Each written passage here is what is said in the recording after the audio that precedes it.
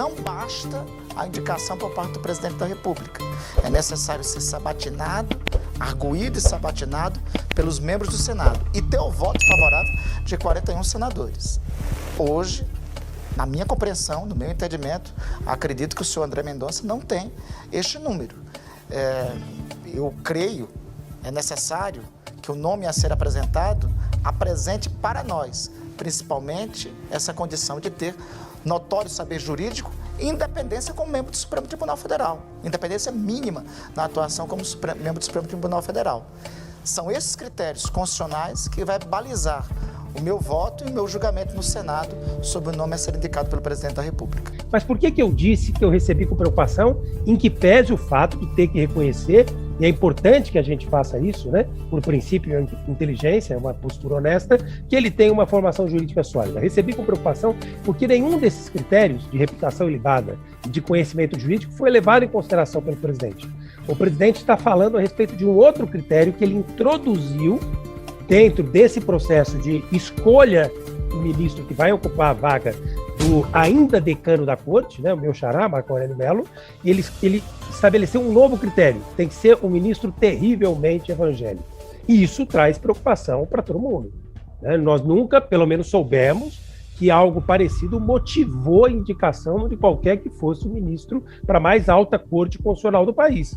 Pelo menos nos últimos muitos governos, eu nunca ouvi falar de algo parecido, né? Um ministro que tenha sido indicado por ser terrivelmente católico, ou um ministro que tenha sido indicado por ser terrivelmente qualquer outra coisa, né? O ministro precisa ser preparado, precisa ter conhecimento jurídico e precisa ter reputação ilibada. Tem algum risco do ministro na Suprema Corte que julgue de acordo com as convicções pessoais dele? O que significa uma indicação por critérios não técnicos? É muito ruim. É muito ruim. Na verdade, você tem os requisitos que estão estabelecidos na Constituição, que são um notável saber jurídico e reputação ilibada. E não está dentro da Constituição a questão da opção religiosa do ministro. Então, nós temos já há muitos anos essa separação, na verdade, entre a questão da religião e a questão do Estado. E você precisa preservar isso porque você tem, na verdade, dentro da população, as mais diversas crenças religiosas. Então, você não pode ter apenas um sistema, um credo prevalecendo sobre os demais. E, portanto, você teria que ter um ministro realmente que se paute pela Constituição, né, que é o ordenamento jurídico previsto e do qual o Supremo tem que cuidar. Só que vivemos um momento de excepcionalidades. A indicação do Mendonça é efetivamente muito polêmica. Ele está sendo indicado por ser religioso e não por nenhum outro motivo. E isto é o motivo público notório indicado pelo Bolsonaro, que queria um ministro, nas palavras do presidente da República, terrivelmente evangélico. E, ao que tudo indica, não há votos. Mendonça seria barrado. E ele está fazendo campanha com os senadores para não ter indicação barrada. Ao contrário, Augusto Aras e Humberto Martins, se fossem indicados, já têm votos quase que garantidos. Aras sempre com trânsito muito bom no Congresso Nacional. Vamos ouvir o André Mendonça. Esse é bom, esse sabe. O Augusto Aras. Cara, tá ali, sabe tudo sobre vírus.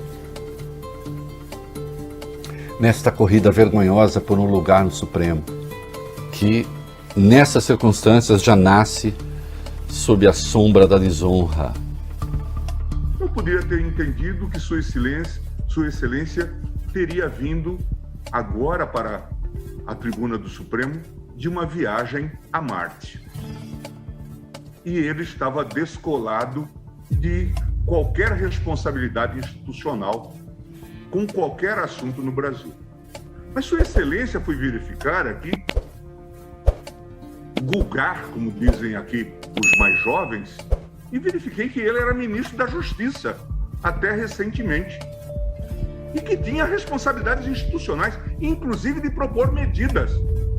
A União cabe legislar, diz o artigo 22, sobre diretrizes da Política Nacional de Transportes, sobre trânsito e transporte.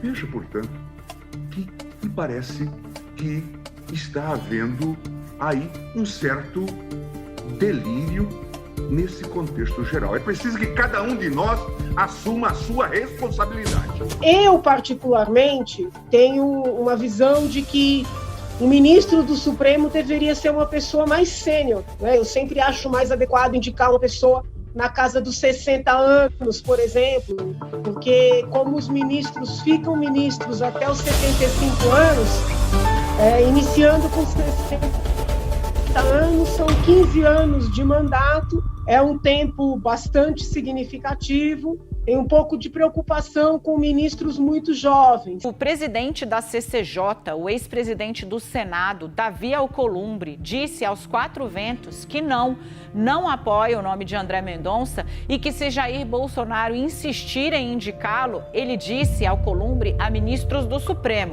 3 com os quais eu conversei corroboram a mesma afirmação. Davi Alcolumbre, que é o presidente hoje da Comissão de Constituição e Justiça, diz que pode nem colocar em votação o nome de André Mendonça se ele for mesmo indicado pelo presidente Jair Bolsonaro.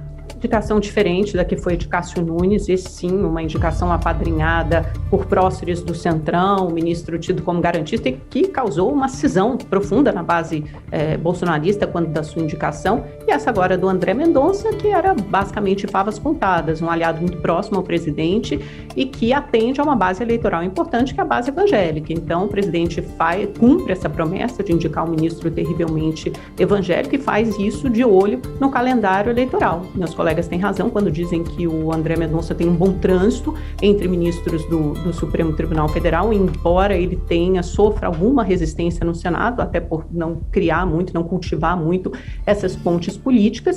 E nesse sentido, querer assinar para a base conservadora, falando que vai indicar um evangélico, é uma bobagem. Você tem muitos evangélicos que apoiam a esquerda, né? Você tem aí o PT alinhado a vários grupos evangélicos também, então isso não é garantia de nada. E você percebe entre a base de apoio ao governo, muita gente fazendo até piada. Um dos comentários mais engraçados foi o do jornalista Paulo Briguet, que disse que a indicação de André Mendonça para o Supremo era a definição perfeita de anticlímax. Então eu acho que é exatamente assim que isso está sendo recebido, né, pela base bolsonarista. Claro que você ter uma pessoa religiosa não tem absolutamente nada de contraditório com o Estado laico. Isso é uma bobagem, é não entender a definição do Estado laico. Agora, essa assimilação entre conservadorismo e evangélicos é que é um negócio completamente esdrúxulo, que não tem sustentação nenhuma. Gostaria que você desse um like em nossos vídeos, se inscrevesse em nosso canal, ativasse o sino das notificações e, se você puder, compartilhe todos os vídeos do nosso canal.